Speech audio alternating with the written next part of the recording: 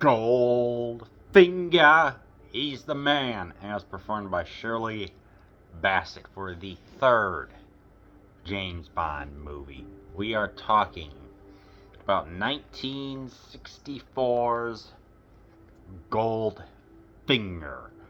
Let us introduce the villain in the first 10-15 minutes. Cheating in poker, or for whatever card game. Let us combine the elements that was going on in the first one, the straightforward adventure, and then the espionage happening, and let's just combine what made those two great, then include the villain that we all know and love. It's got scenes that it has Aja with the hat that can behead a statue or decapitate a statue. We've got the legendary laser scene, which James Bond is restricted to a table, and there's a beam that can pierce through steel that's going to be approaching him. Do you expect me to talk? No, Mr. Bond, I expect you to die. And of course, the climax of breaking into Fort Knox. This is a freaking amazing movie.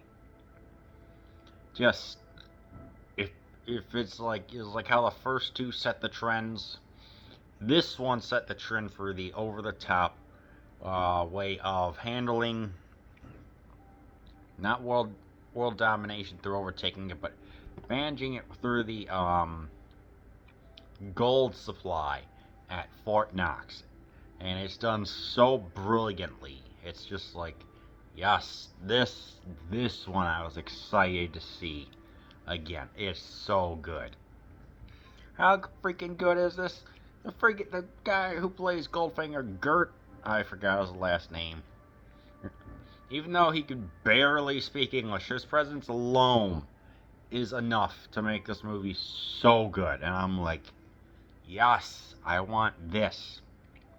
Yeah, the guy can barely speak English, has a person named Michael Collins overdubbing his voice, but his presence is so great with the gold and everything else. It's like salivating at the mouth. I'm like, this is what I want to see. So, and of course, you know how every single Bond woman has a name. First one, it was Honey Rider, and I forgot what it was in the second one. There were so many in the second one, it's actually humorous. The third one is Pussy Galore. Yeah, it's like, yeah, this is a movie that pretty much anyone can enjoy, but at the same time, it's a guy movie. This is just a freaking great piece of work. Let me explain, because it's like now the formula has been established. Finally, we are witnessing the gadgets, the car, the Aston Martin, and everything. It's like, okay, but let's also have Bond interact with the villain.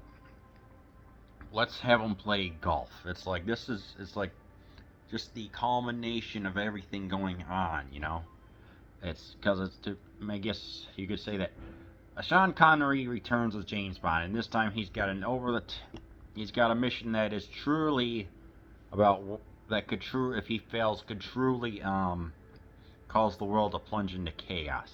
Here, Bond is so magnificent that he pretty much transcends the previous two, and creates a whole new dynamism of future Bond flicks. If you want to sound like a critic or something like that, and that's okay.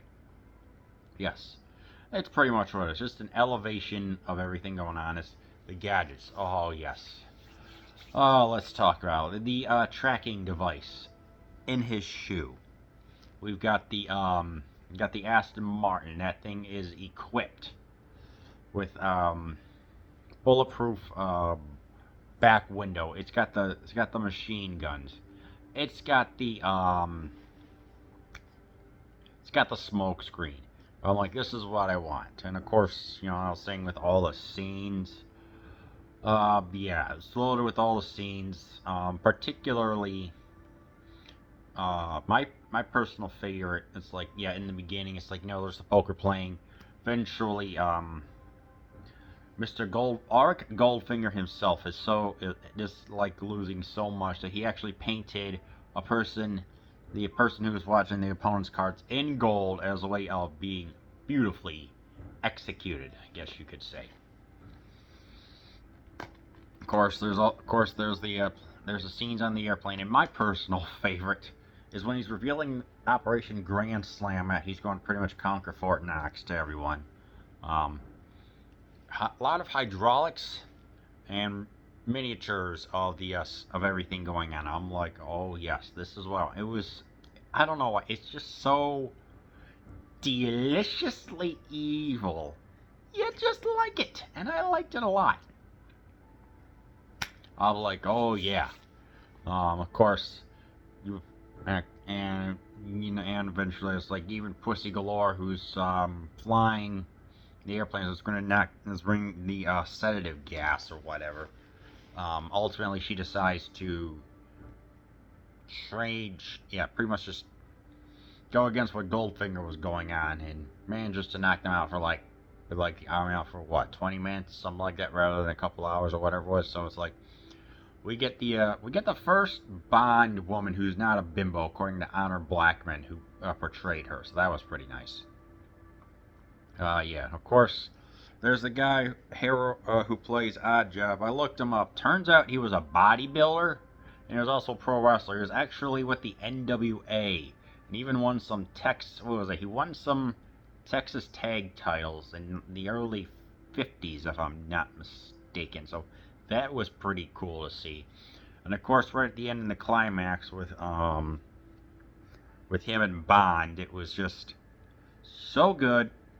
The way how they fought everything. This guy was a menace, but his hat gets stuck in some walls or something like that. Bond brings like a little hose that had an electrical current. Of course, he dies. And what pun does he say? He blew his fuse.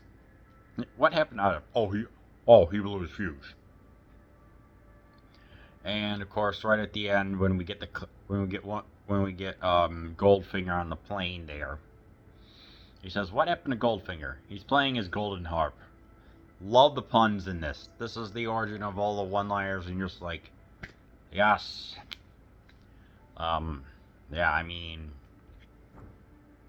this movie's just so good. You can just pretty much show it to him and be like, yeah, this is what I like. It's got a good, strong female lead. James Bond, like Sean Connery, is great. All the main characters are great. Forgot to mention one more scene. Oddjob is driving this car that contains a dead body. Takes it to the compactor, crushes it out into a cube, and grabs the cubed car, brings it back. Eventually, and then of course there's another pun. Oh, what? Oh yeah, James Chan says, well, he did say that Mr. Soul did have a pressing engagement. So yeah, yeah. It's like this movie hit all the high notes. Are there any really low notes? Maybe some of there's the weird the gold fetish may be a little over the top for some people. It is a lot more. It's more explicit than novels, but some people may say, oh, it's like that Goldfinger's a little bit over the top. Well, that's kind of the point in this one, but it all works out to really complete this whole great movie, in my opinion. It's like even it's like Aston Martin were hesitant to bring their car into this movie, but after seeing the success of Goldfinger, the producers never had to pay for another vehicle again.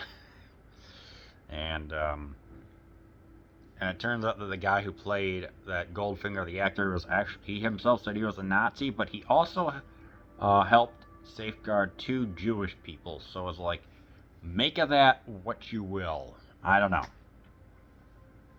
So there's that.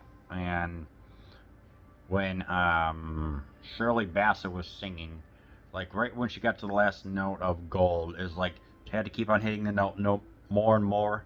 She removed a what was that, a corset or something like that to be able to hit the note. It truly is a fantastic piece of music. So yeah, this movie's great. It's like this movie is deliciously great. I mean, I loved it. I love the scenes in here. Love the action set pieces. Everything just worked out so dang good. Of which is just like, yeah, this is definitely one of the high points of it. Definitely of the Sean Connery era, and it's just so good. Yeah. So if you ever get the chance, if you haven't seen this in a long time, well, consider this your sign to go and watch Goldfinger.